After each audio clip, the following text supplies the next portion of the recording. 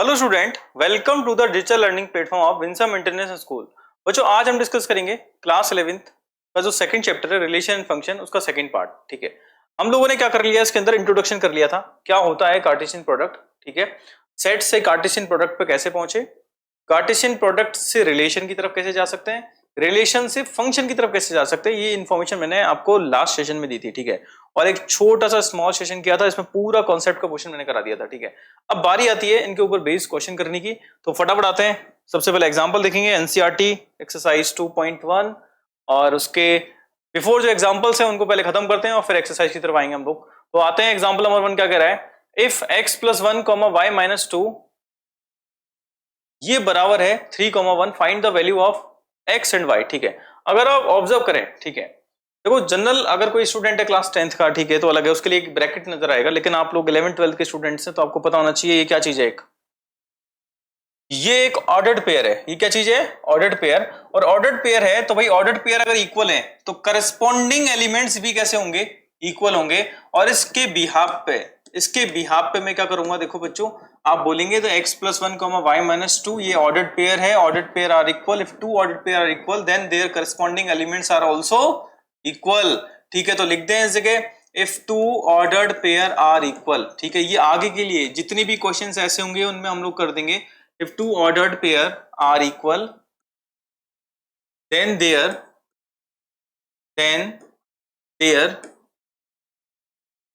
corresponding elements are also equal। ठीक है, तो corresponding elements ये दिमाग में रखना, उनके जो संगत अवयव हैं वो भी कैसे रहेंगे? इक्वल होंगे। corresponding elements are also equal, element are also equal भाई, इसको दिमाग में रखना। अब इसके बिहाफ पे अगर मैं बात करूं तो आप बोलेंगे सर x + 1, y - 2 बराबर 3, 1 है, तो इसका मतलब x + 1 को किसके इक्वल होना पड़ेगा? 3 के इक्वल होना पड़ेगा। तो x बराबर कितना आ जाएगा? 2। x बराबर क्या आ गया? 2 आ गया। क्लियर। नेक्स्ट, y - 2 किसके बराबर है? 1 के बराबर है, तो y बराबर कितना आ गया? 3। तो y बराबर क्या आ गया? 3। ठीक है, तो आपको पता चल जाएगा x और y की वैल्यू, और x और y की वैल्यू क्या है मेरे पास? 2 और 3। Okay, very good. चलो बढ़ते आगे, एग्जाम्पल नंबर 2 की तरफ। तो x और y की वैल्यू मैंने फाइंड आउट कर ली। चलिए बढ़ते हैं, एग्जाम्पल नंबर 2 क्या कह रहा है, एक सेट दे रखा है, सेट की पहचान क्या होती है? करली ब्रेसेस के अंदर, करली ब्रैकेट के अंदर टर्म्स लिखे होंगे सेपरेटेड बाय कॉमा। कॉमा से क्या किए गए होंगे? सेपरेट किए गए होंगे। तो इसका मतलब एक सेट P दे रखा है, दूसरा सेट क्या दे रखा है? Q दे रखा है। बच्चों आपसे पूछा है सेट्स P क्रॉस Q क्या होगा, Q क्रॉस P क्या होगा, इसके बारे में आप मुझे इंफॉर्मेशन दें। ठीक है, तो भाई P क्रॉस Q असल में क्या है? कार्टेशियन प्रोडक्ट है P का Q से। इसका मतलब P के एलिमेंट्स पहले लिखे जाएंगे, Q के एलिमेंट्स बाद में लिखे जाएंगे, और फिर उनके क्या होंगे? ऑर्डर्ड पेयर होंगे। ठीक है, तो कहानी बड़ी सिंपल है। तो मुझे क्या करना है इस जगह सोल्यूशन के अंदर, भाई P क्रॉस Q अगर मुझे समझना है तो भाई P और Q के जो एलिमेंट्स हैं इनके ऑर्डर्ड पेयर बनाओ। अगर P पहले तो P के पहले लिखेंगे। ठीक है, कैसे? A, R। ठीक है, तो A, R पहला ऑर्डर पेयर हो गया, फिर कॉमा से सेपरेट करेंगे because of that is one element, ये एक एलिमेंट है। क्लियर है। नेक्स्ट आगे, तो B, R इस सेकेंड एलिमेंट से उसको मैं ऑर्डर पेयर कह सकता हूं। ठीक है, नेक्स्ट C, क्या हो जाएगा? R हो जाएगा। तो ये C, R मेरा क्या हो जाएगा? Third order pair. तो यहां पर क्या कर दिया आप लोगों ने? P क्रॉस Q के ऑर्डर पेयर लिख दिए। क्लियर। अच्छा, अगर आपने ऑब्जर्व किया तो क्या ऑब्जर्व किया? How many elements in that set particular P cross Q? तो 1 2 3, 3 ही है। इसको कार्डिनलिटी कहते हैं हम लोग। तो इसको मैंने आपको एक्सप्लेन कर दिया था, हालांकि इस जगह नहीं है, ये पूछ नहीं रहा है, लेकिन फिर भी बता रहा हूं। अगर आप पूछेंगे बताओ इसमें नंबर ऑफ टर्म्स कितने हैं, नंबर ऑफ एलिमेंट्स कितने हैं, या फिर बात करूं cardinality of P cross Q, तो वो क्या हो जाएगी बताओ? इसकी कितनी है बताओ? P की जितनी कार्डिनलिटी P की है उसका मल्टीप्लाई कर देंगे किससे? Q से, तो आपके पास ओवरऑल कार्डिनलिटी आ जाएगी। तो इसकी कार्डिनलिटी 3, इसकी कार्डिनलिटी कितनी है? 1, मल्टीप्लाई किया तो कितना आ गया? 3। अकाउंट करें 1 2 3, 3 है। यस और नो? आगे के लिए बता रहा हूं। नेक्स्ट आगे बढ़ते हैं। अगर मुझे क्या पूछा गया है? Q क्रॉस P पूछा है, ये सेट बताओ Q क्रॉस P। तो Q क्रॉस P अगर पूछा है तो Q के एलिमेंट्स पहले रखे जाएंगे, P के एलिमेंट्स बाद में रखे जाएंगे। जो पहले वाले होते हैं उनको डोमेन कहते हैं, और जो बाद वाले होते हैं उनको रेंज कहते हैं। आगे के लिए बता रहा हूं आपको। ठीक है, इसका मतलब क्या करना है आपको? ये Q के एलिमेंट्स कहते रखे हैं R को पहले लिखेंगे, क्या आ जाएगा? R, A। Clear. Same S R, B ये ऑर्डर्ड पेयर हो गया आपके पास एक R, B, क्लियर। नेक्स्ट अगर मैं बात करूं R, C, ये मेरा थर्ड ऑर्डर पेयर हो गया और मैंने करली ब्रैकेट को बंद कर दिया, इसका मतलब ये भी एक सेट बन गया। अब है ना वापस अगर क्वेश्चन पूछूं आपसे, बताइए number of elements in that particular set Q cross P, you can say that cardinality of Q and product करेंगे इसे कार्डिनलिटी ऑफ P नॉर्मली, तो क्या आ जाएगा बताओ, इसकी कार्डिनलिटी 1 है, इसकी कार्डिनलिटी 3 है, स्टिल द एलिमेंट्स आर 3। तो क्या ऑब्जर्वेशन आपने क्रिएट किया, जो मैंने आपको लास्ट बताया था लास्ट सेशन के अंदर, मैं उसी ऑब्जर्वेशन को यहाँ पे लेके आ रहा हूं कि बच्चों आपने एक चीज नोटिस करी होगी, कार्डिनलिटी दोनों की सेम आ रही है, ठीक है। तो कंक्लूजन क्या है, ठीक है, तो कंक्लूजन क्या निकल के आया इस जगह से भाई, अब इस क्वेश्चन से हम क्या क्या कंक्लूजन, ठीक है, तो कंक्लूजन ये निकल के आया कि देखो आप बोलेंगे cardinality of P cross Q is not equal to, नहीं, cardinality of P cross Q is also equal to cardinality of Q cross P, तो कार्डिनलिटी तो सेम रहेगी। बट अब कंक्लूजन क्या हो गया, दूसरा कंक्लूजन क्या हो गया, ये जो सेट है P क्रॉस Q, इसके एलिमेंट्स A, R, इसका R, A दोनों बदल गए, ठीक है, चेंज है, इसका मतलब P cross Q is not equal to Q cross P। अब आप बोले सर ऐसा पूछा था क्या, पूछा नहीं है, जस्ट बता दिया है एक एग्जांपल से लास्ट सेशन को कनेक्ट करने का, क्लियर है। चलिए आपसे तो बोला था P क्रॉस Q बता दो और Q क्रॉस P बता दो, तो मैं सिर्फ उतना ही इंफॉर्मेशन अगर लिखता, एग्जाम ओरिएंटेड अगर बात करूं तो इतनी इंफॉर्मेशन से ही मेरा क्या हो जाएगा, काम चल जाएगा। लेकिन अब मुझे क्या करना है, थोड़ा सा और डेप्थ में जाना है, तो ये सब चीजें मुझे पता होनी चाहिए, क्लियर। नेक्स्ट क्वेश्चन आपके पास दे रखा है एक सेट A करली ब्रैकेट के अंदर 1, 2, 3, दूसरा सेट B दे रखा है 3, 4, तीसरा सेट 4, 5, 6, और आपसे पूछा है 1 बाय 1 करके कि भाई फाइंड आउट करके दिखाओ A cross B intersection C, A cross B intersection A cross C, ठीक है। तो ये सब क्वेश्चंस को अगर मुझे सॉल्व करना है तो सबसे पहला काम मुझे क्या करना पड़ेगा इसके कि इंटरसेक्शन वाला पोर्शन आपको साइड में रख लेना है एंड देन आपको कार्टेशियन प्रोडक्ट लगाना है। अगर मैं फर्स्ट क्वेश्चन करने जाऊंगा तो फर्स्ट क्वेश्चन के अंदर A मेरे पास है ऑलरेडी, कोई दिक्कत है नहीं। B इंटरसेक्शन C आपको क्या करना पड़ेगा, सॉल्व करना पड़ेगा। तो B इंटरसेक्शन C को मैं यहां लिख रहा हूं, B इंटरसेक्शन C होगा क्या बताओ, B और C के कॉमन एलिमेंट्स, ठीक है। तो कॉमन एलिमेंट्स कौन कौन से बताओ, ये सब पढ़ चुके हैं हम लोग, ठीक है। तो B में 3 और 4 है, C में क्या है 4 है, 5 और 6 कोई कॉमन नहीं है, it mean only common terms are that is 4, clear है। तो B इंटरसेक्शन C कितना हो गया, 4 हो गया। A क्या है मेरा, दैट इज 1, 2, 3, क्लियर है। अब मुझे इनका कार्टेशियन प्रोडक्ट करना है, तो टेक्निकली अब बताओ ये कौन से एलिमेंट्स हो गए, डोमेन वाले एलिमेंट्स हो गए और ये मेरा रेंज वाला एलिमेंट्स हो गया। तो करली ब्रैकेट के अंदर 1, 4 ordered pair, 2, 4 ordered pair, 3, 4 ordered pair. तो ये मेरे कौन से क्वेश्चन का आंसर आ जाएगा, फर्स्ट क्वेश्चन का आंसर आ जाएगा, क्लियर है। तो फर्स्ट क्वेश्चन मेरा क्लियर होना चाहिए, एवरीवन, डाउट नहीं होना चाहिए। तो यहां पर आप क्या श्योर कर सकते हैं कि आपका आंसर क्या आएगा बच्चों, क्या आएगा आंसर, आ जाएगा करली ब्रैकेट के अंदर ऑर्डर्ड पेयर 1, 4, 2, 4 एंड 3, 4। हाँ बच्चों आते हैं नेक्स्ट क्वेश्चन पे, second part, A cross B intersection A cross C, ठीक है। तो सबसे पहले मैं क्या करने वाला हूँ, A क्रॉस B निकालने वाला हूँ, ठीक है। तो A क्रॉस B कैसे निकालूंगा, A के एलिमेंट्स को पहले लिखूंगा, B के एलिमेंट्स को बाद में लिखूंगा और ऑर्डर्ड पेयर बनाता चला जाऊंगा, ठीक है। सिंपल सा फंडा है, ठीक है। कैसे, A के एलिमेंट्स क्या रखें 1 और इधर से किसको पिक कर लिया P का, तो 1, क्या हो गया 3, एक ऑर्डर्ड पेयर ये बन गया, दूसरा बन गया 1, 4, clear. Next 2, 3, next 2, 4, clear. Next 3, 3 and next one is 3, 4। बच्चों उसको प्रॉपर लिखना है, मेरे पास स्पेस नहीं था तो मैंने एक साथ इस तरीके से करली ब्रैकेट लगा दिया है और इस जगह मैंने लिख दिया है, क्लियर है, समझ पा रहे होंगे आप लोग। आप प्रॉपर लिखेंगे इसको, कहीं कोई दिक्कत नहीं है। अब बढ़ेंगे हम लोग किसकी तरफ, B क्रॉस C की तरफ आएंगे, अच्छा A क्रॉस C की तरफ आएंगे। तो पढ़ते हैं आगे, ठीक है। A क्रॉस C क्या होगा, चलो A क्रॉस C निकाला जाएगा, A के एलिमेंट्स पहले रखे जाएंगे, A के एलिमेंट्स क्या है बताओ 1, C के एलिमेंट्स बाद में रखे जाएंगे। इसका मतलब क्या हो जाएगा 1 क्रॉस क्या हो जाएगा 4, clear. Next one is 1 cross 5, next 1 cross 6, next one is 2 cross 4, next 2 cross 5, next 2 cross 6। और सेम प्रोसेस किसके साथ करना है आपको, अगले वाले के साथ करना है 3 के साथ। तो 3 के साथ 4 को बिठा दो, 3 के साथ 5 को बिठा दो, 3 के साथ 6 को बिठा दो और इनका एक क्या करो, एक और सेट बना दिया इन ऑर्डर्ड पेयर का। ठीक है, मैंने इस तरीके से लिखा है, बाकी का आप प्रॉपर क्या करेंगे, इसको अरेंज करते हुए लिखेंगे। हाँ, क्वेश्चन नंबर 4 निकालते हैं, A cross B union A cross C. ठीक है, तो करना क्या है, मुझे ए क्रॉस बी के जितने भी ऑर्डर्ड पेयर हैं, जो भी एलिमेंट्स कहूंगा मैं, ठीक है, वो आपको लिखने हैं। ए क्रॉस सी वाले भी लिखने हैं, लेकिन जो रिपीट हो रहे हैं उनको सिर्फ 1 टाइम्स लिखना है, सिर्फ एक ही बार लिखना है। ठीक है, तो चलो फटाफट क्या करते हैं, इसको सॉल्व करते हैं। तो ए क्रॉस बी, सबसे पहले ए क्रॉस बी के अंदर आएगा 1,3, बिल्कुल सही है। Next one is 1,4। नेक्स्ट, अब जो ए क्रॉस बी वाले तो सारे लिख दो, फिर उसके बाद है ना ए क्रॉस सी में जब लिखेंगे तो जो रिपीट हो रहे हैं उनको नहीं लिखना, सिंपल सी बात है। ठीक है, तो इनको एक फ्लो के साथ लेके चले जाओ। ठीक है, यहाँ कॉमा सेपरेट कर दिया इसको। ठीक है, आगे बढ़ते हैं। 2,3, 2,4, 3,3, 3,4। नेक्स्ट, अब बताओ 1,3 1,4 को मुझे लिखने की आवश्यकता है क्या? ऑलरेडी मैंने यूज कर लिया, इट मीन नहीं लिखना है। ठीक है, तो किस पे आ जाएंगे, डायरेक्ट 1,5 पे आ जाएंगे। 1,5 आ गया इस जगह, क्लियर।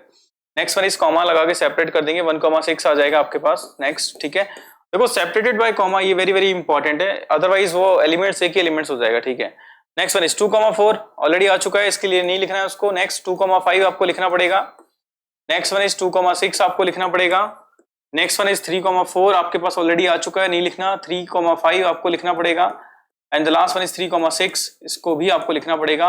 एंड देन मैंने क्या कर लिया, कर्ली ब्रैकेट को बंद कर दिया, और now we get the question number 4। ठीक है, तो A cross B union A cross C, तो यूनियन ऑपरेशन तो जो है सो है, यूनियन ऑपरेशन जो सेट में करते हैं वही यहाँ करेंगे। ठीक है भाई, सेट के अंदर यूनियन ऑपरेशन क्या होता है भाई, सारे इकट्ठे करके डाल दो, जो रिपीट हो रहा है उसको 1 टाइम्स लिखो। अच्छा, अगर वो पढ़ा भी रहेगा ना, तो उस कंडीशन में क्या होगा, कंसीडर सिर्फ एक ही बार होगा, मतलब कार्डिनलिटी में क्या होगा, कोई इंपैक्ट नहीं आएगा, उसके 2 बार होने से 3 बार होने से कोई इंपैक्ट नहीं आना है। तो कहीं ना कहीं रोल है कार्डिनलिटी का नंबर ऑफ एलिमेंट्स में। ठीक है, तो उसका होना ना होना दोनों क्या है, कोई काम का नहीं है। ठीक है, इसका मतलब उसको 2 बार लिखें, 3 बार लिखें, 4 बार लिखें या 1 बार लिखें, मीनिंग क्या आएगा, सेम ही आएगा। क्लियर। नेक्स्ट बढ़ते हैं आगे, ए क्रॉस बी यूनियन सी। ठीक है, क्वेश्चन नंबर थर्ड देख लेते हैं एक बार। तो इस तरफ में थर्ड को एक बार डिस्कस कर देता हूं। तो बी यूनियन सी करना है, बी और सी के इकट्ठे करने हैं। ठीक है, तो एक काम करते हैं, पूरे हटा देता हूं।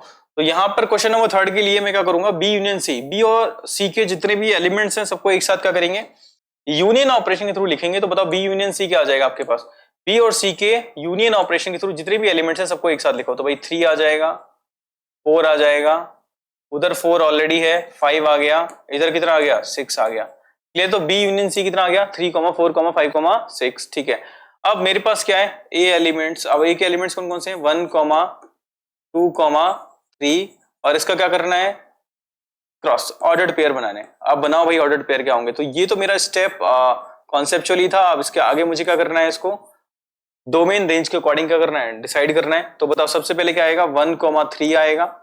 नेक्स्ट वन इज 1,4 आएगा। नेक्स्ट वन इज 1,5 आएगा, और नेक्स्ट वन इज 1,6 आएगा। क्लियर है, यहां से मुझे ये इन्फॉर्मेशन तो मिल गई। क्लियर। अगला 2, क्या आएगा, 3 आएगा। नेक्स्ट आएगा 2,4, नेक्स्ट आएगा 2,5, नेक्स्ट आएगा 2,6। क्लियर। अगला वाला क्या आने वाला है आपके पास, 3,3 आएगा। अगला आएगा 3,4 आएगा आपके पास। नेक्स्ट 3,5। अब रिपीट कुछ भी नहीं हुआ इस जगह, अगर आप ऑब्जर्व करें, अगर कोई रिपीट होता भी है इन केस, तो आपको क्या करना है, उसको ओनली 1 टाइम्स लिखना है। और इसके साथ मैंने कर्ली ब्रैकेट को बंद कर दिया। तो these are the set of A cross, आपके पास दूसरा सेट था बी यूनियन सी। क्लियर है, ये आपको समझ में आ गया एग्जांपल नंबर 3। अब बड़ा ही सिंपल सा एग्जांपल था। ठीक है, कहीं कोई दिक्कत नहीं आ रही है। ठीक है, हम बच्चों आते हैं क्वेश्चन नंबर 4 पे। क्या करा है क्वेश्चन नंबर 4, P बराबर दे रखा है आपको सेट के अंदर 1,2 form the set P cross P cross P। ठीक है, अब समझ रहे बच्चों, इसको ट्रिपलेट्स कहते हैं। जो मैंने कॉन्सेप्ट में आपको बताया था भाई, ट्रिपलेट्स का मतलब क्या हो जाएगा, अगर मुझे P क्रॉस P अगर मुझे लिखना है, तो टेक्निकली मुझे क्या करना है, मुझे x, y, z इन 3 टर्म्स को लेकर के, जैसे ऑर्डर्ड पेयर होता है वैसे ही बनता है, इसको ट्रिपलेट्स कहते हैं। ठीक है, तो 3 टर्म्स को लेके यूज करना पड़ेगा। एंड देन इसको यूज कर लिया मैंने। चलो, यूज करने के बाद फिर ये x, y, ये है किसके एलिमेंट्स, x, y, z, ये तीनों ही किसके एलिमेंट्स हैं, बिलोंग्स टू क्या हो जाएगा, P हो जाएगा। तो ये P के एलिमेंट्स हैं। अब इसको ध्यान में रखते हुए क्वेश्चन को सॉल्व करना है। तो चलो फटाफट हो जाए शुरू। जब इसको सॉल्व करने जाएंगे तो बताओ क्या आएगा, 1 का अब देखो एक्स वाई जेड, तो 1,1,1, ठीक है। अब ये बता केस कौन सा केस बनेगा, जैसा हम लोग किसके अंदर करते थे, प्रोबेबिलिटी के अंदर करेंगे, परम्यूटेशन के अंदर करेंगे, तो वो रीशफलिंग वाला केस हो जाएगा, ठीक है। अब आप इतना तो समझ गए होंगे, इसके दो एलिमेंट्स, इसके दो एलिमेंट्स, इसके दो एलिमेंट्स, तो कितने एलिमेंट्स बनेंगे इस जगह से, 8 एलिमेंट्स इसमें आने वाले हैं, ठीक है। तो 8 ऑर्डर्ड पेयर आपके पास आने वाले हैं, जिसको अपन कहते हैं ट्रिपलेट्स टेक्निकली। तो बताओ क्या आएगा, अब रीशफलिंग कर लो, किसी को भी किसी में चेंज कर लो, कहीं कोई दिक्कत है नहीं। अगला आप 2,2,2 कर सकते हैं, आगे चल के फिर रीशफलिंग करें तो भी समझ में आएगा, ठीक है। इतना कोई ऐसा मेजर कंसर्न नहीं है, ठीक है। अब आपने बोला सर मैं 2,2,2 लिख दूं तो गलत है क्या, बिल्कुल भी गलत नहीं है। अब इनको चेंज करना शुरू करो। अब चेंज क्या करेंगे, 1,2,1, क्लियर है। अब 2 को और चेंज करो, कौन कौन सी जगह पे चेंज होगा 2, तो 2 चेंज कहां पे होगा, देखो 1,1,2, ये भी सही है। अगला वाला कहां चेंज आएगा बताओ, 2,1,1 हो गया, क्लियर। तो 2 वाला सीक्वेंस, अब इसमें ना सिंगल 2 वाला तो हो चुका है, अब डबल 2 वाला जाएंगे, ठीक है। तो 1,2,2, क्लियर। नेक्स्ट 2,1,2, नेक्स्ट 2,2,1, क्लियर है। And the last one is we already use 2,2,2, और इसके हिसाब से मैंने क्या कर दिया, इस जगह आपके सामने P क्रॉस P, इनका ट्रिपलेट्स आपके सामने लिख दिया, क्लियर है, समझ में आ गया होगा अच्छे से। जैसा हम लोग है ना रीशफलिंग करते हैं ना, जैसे कार्ड्स वाला केस हो गया या टर्म्स वाला रीशफलिंग वाला केस हो गया, उसी तरीके का है, तो कोई ज्यादा ऐसा दिक्कत नहीं आएगा, ठीक है। चलो बढ़ते हैं आगे। अगला क्वेश्चन नंबर 5, ठीक है। ये कह रहा है if R is the set of all real numbers, what do the Cartesian product R cross R and R cross R represent, ठीक है। तो पहली बात तो उसने पता क्या बोल दिया है, इसने सबसे पहले तो एक बात बोल दी है, R क्या चीज है बताओ। R है ना जो सेट है वो किसका है, रियल नंबर का है, set of all real number. अब ये set of all real number है तो सोच रहा है इस चीज को, set of all real number. अब जब रियल नंबर हो गए, ठीक है, कोई बात नहीं। अब आपने से बोला गया R क्रॉस R क्या होगा, तो भाई R क्रॉस R अगर 2 बार किया है तो भाई ऑर्डर्ड पेयर बनेंगे, x, y, दो टर्म्स को लेकर के ऑर्डर्ड पेयर बनेंगे, और इस तरीके से बनेंगे कि such that x belongs to क्या हो जाएगा R and y belongs to क्या हो जाएगा, दैट इज ऑल्सो R मतलब रियल नंबर। तो जब मैंने इस चीज को ध्यान से देखा, x belongs to R and y belongs to R also, तो आपको एक बात पता चल गई, x और y रियल नंबर पे बिलोंग कर रहे हैं और दो टर्म्स को लिखा गया है, तो इसको है ना यूनिवर्सली क्या कहेंगे। अगर आपने नोटिस किया हो तो देखो हमारे पास प्लेन होंगे, ठीक है, एक 2 डायमेंशनल प्लेन होता है और एक 3 डायमेंशनल प्लेन होता है, समझना। 2D के अंदर x और y आते हैं, किसी ने बोला सर y और z नहीं आएंगे 2D के अंदर, हाँ y और z को एक साथ रखेंगे तो भी वो 2D है, और z और x को एक साथ रखेंगे वो भी 2D है। अगर तीनों एक साथ रख दें तो वो 3D बनता है, x y z को यूज करते हुए। इसका मतलब ये x और y जो मैंने टर्म्स लिया है कॉन्सेप्चुअली, सिर्फ 2 ही मैंने क्या लिए हैं इस जगह से, कोऑर्डिनेट्स लिए हैं, तो ये एक्चुअली 2D को रिप्रेजेंट कर रहा है, ठीक है। तो ये रिप्रेजेंट करेगा ऑल, अब वो भी किसको शो करने वाला है, ये टर्म शो करने वाला है, जितने भी हमारे पास क्या है इस जगह ऑर्डर पेयर बनेंगे, किसके अंदर बनेंगे, 2 डायमेंशनल प्लेन के अंदर। तो भाई ऑल एलिमेंट्स कह सकते हैं, ऑल टर्म्स कह सकते हैं, तो all ordered pair in a 2 dimensional plane. अब 2 डायमेंशनल प्लेन का मतलब समझ रहे हो। अब x और y अगर मैं कोई भी 2 टर्म्स इस्तेमाल करता हूं, अब x और y का मतलब समझ पा रहे हो, x और y का मतलब x और y नहीं है। अगर किसी पर्सन ने इस जगह x और y की जगह y और z लिख दिया, अब वो कंफ्यूज हो रहा है खुद ही खुद कि सर ये नहीं होगा क्या, इसमें तो z इस्तेमाल कर लिया, और हमने सुना है जब z इस्तेमाल करते हैं तो वो 3D होता है। अरे एक साथ अगर 2 इस्तेमाल करेंगे तो वो 2D ही है। एक कमरे में आप खड़े हो, जिस जगह आपने पैर रख रखे हैं, ठीक है, अगर उसमें एक एक्सिस को x मान लें, दूसरे को y मान लेते हैं, ठीक है, तो आप क्या बोलने वाले हैं इस जगह से, अब जिस जगह पैर रखे हैं वो कौन से प्लेन के अंदर है, तो वो XY प्लेन है, वो 2D है, ठीक है। जिस पे आपका पैनल लगा हुआ है वो भी क्या है आपका 2D के अंदर है। लेकिन अगर मैंने हवा में कोई पॉइंट रख दिया, हवा में, ठीक है, यहां पर कोई पॉइंट है, इसमें x भी आएगा, y भी आएगा, z भी आएगा, तब ये क्या हो जाएगा 3 डायमेंशनल के अंदर आ जाएगा। तो सिंपल सा फंडा है, ठीक है, तो XY से कंफ्यूज नहीं होना है। Next one is R cross R, अगर इसको समझना है तो क्या करेंगे बताओ, ऑल पॉइंट्स कर लेते हैं, ये ज्यादा बेटर रहेगा। All points in a 2 dimensional plane, ठीक है, that is called Cartesian plane, clear. इसको कार्टेशियन प्लेन भी कह सकते हैं, 2 डायमेंशनल 2D प्लेन, ऐसा और अच्छा कर लेते हैं थोड़ा सा, ठीक है, 2D प्लेन। समझ पा रहे हैं, 2 डायमेंशन कार्टेशियन प्लेन भी कहते हैं इस चीज को। अब आपके दिमाग में है sir R cross R cross R किसको शो करेगा बताओ? R cross R cross R technically show करेगा, इसमें 3 टर्म्स यूज करेंगे एक्स वाई जेड, और जिसमें x y z belongs to क्या हो जाएगा? रियल नंबर, ठीक है। अब आपने सोचा भाई एक्स वाई जेड को एक साथ रखें, तो आपने सोचा अगर एक साथ रख दिया, एक्स का वैल्यू भी रखेंगे, वाई का वैल्यू भी रखेंगे और जेड का वैल्यू भी रखेंगे, तो अब ये 3D प्लेन के अंदर हो गया। अभी 3D प्लेन के अंदर है, क्योंकि अगर आप भले ही एक्स क्या मान लो एक बार को 0 मान लो, लेकिन है किसके अंदर? ये 3D प्लेन के अंदर ही है, तो ऑर्डिनेट्स तो है इनके कहीं ना कहीं जो भी है, ठीक है। तो इसकी तरफ हम लोग बात करते हैं, तो ऑल पॉइंट्स है ना 3D प्लेन। अब 3D का मतलब 3 डायमेंशन प्लेन, क्लियर है? ये इसको रिप्रेजेंट करेगा, दिखाई दे रहा होगा अच्छे से। तो बड़ा कॉन्सेप्चुअली क्वेश्चन था बच्चों, ये कई स्टूडेंट्स ऐसे होते हैं इस क्वेश्चन को मिस कर जाते हैं, ठीक है। तो देखो सही मायने में कार्टेशियन प्रोडक्ट, सही मायने में जब इसको हल किया जाए तो एक सेट बनता है, तो सेट के अंदर एलिमेंट्स होते हैं, एलिमेंट्स अपने आप की प्रेजेंस को शो करेंगे। रियल नंबर है तो भाई कोऑर्डिनेट्स, अब ये ऐसा केस हो गया, ये एक्स और वाई, ये एक्स और ये वाई। अब किसी ने बोला सर एक्स वाई की जगह वाई जेड हो तो भी बात बराबर है, लेकिन इसमें तीनों एक साथ एक्स वाई और जेड, ठीक है। ये जेड हो गया, तो जेड एक्चुअली ऐसा नहीं होता, जेड आपकी तरफ होगा, ठीक है। इस चीज को समझे, प्लेन के बाहर निकल करके आ रहा है वो जेड होता है आपका, ठीक है। हम बना जरूर देते हैं कि भाई जेड ऐसे बना दिया हम लोगों ने, आपको ऐसा लगता है कि तेरी क्या कहानी है, तो एक प्लेन आपकी तरफ आ रहा होता है, ठीक है। यार एक तरीके से बात करें तो ये सभी तीनों 90 डिग्री पर है, क्लियर। चलो नेक्स्ट क्वेश्चन की तरफ आते हैं। अगला क्वेश्चन क्या करें? ए क्रॉस बी, आपको ये पास एक सेट दे रखा है और P, Q, P, R, M, Q, M, R, find a and b, ठीक है। तो बता ए क्या है? ए के जो एलिमेंट्स है वो डोमेन वाले एलिमेंट्स हैं, ठीक है, और बी के जो एलिमेंट्स हैं वो कौन से हैं? रेंज वाले एलिमेंट्स हैं। जब आपने इतना देख ही लिया तो मतलब पहले वाले, फर्स्ट वाले, ठीक है, तो इसका मतलब ए किसके बराबर हो जाएगा? तो ए बराबर हो चुका है आपका किसके? दैट इज P, और नेक्स्ट वन इज M। तो ए तो हो गया P, M, और P बराबर हो गया है that is Q, R and Q, R only, ठीक है, क्लियर। तो दैट इज B। तो बाद वाले जो टर्म्स हैं, एलिमेंट्स हैं, वो रेंज के एलिमेंट्स कहलाए जाते हैं, और जो कि मेरा दूसरा वाला सेट होता है, क्लियर।